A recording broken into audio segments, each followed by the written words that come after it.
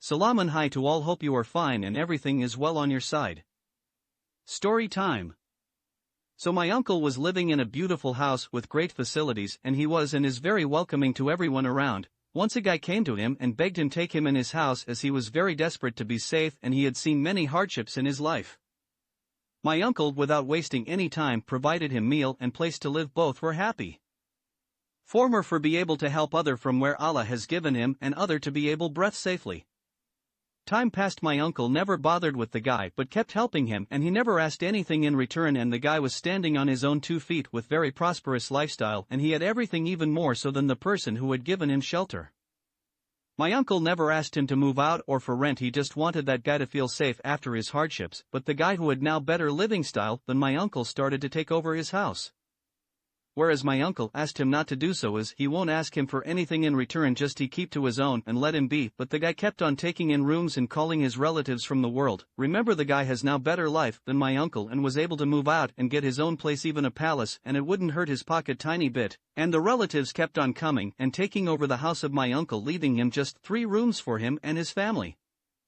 Even then he never said a bad word or asked them to move out, but only asked them to not do this and let them have their home back, while he still allowed them to have place in the house. But the guy was persistent on getting the whole house, and while doing so he kept hurting his kids. One day it was enough and the uncle's son, who lived away from him, came up and started to retaliate and started throwing the stuff out of the guy, and only kept engaging with the adults while leaving the children, women and old people of the guy's family alone, not even saying a bad word to them.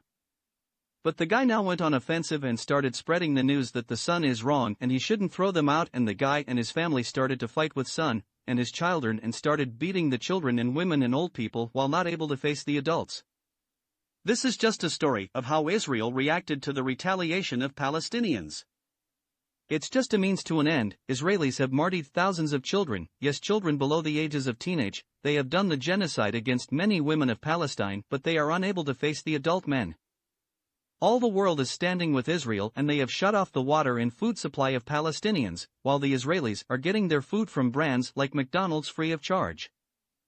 I urge all of you Muslims and world leaders to not ask but act upon this genocide against humanity, as Palestinians are fighting for their country and their land, which was fully given to them by Allah Almighty, and don't side with the losing side. On the judgment day they will lose, so think about that.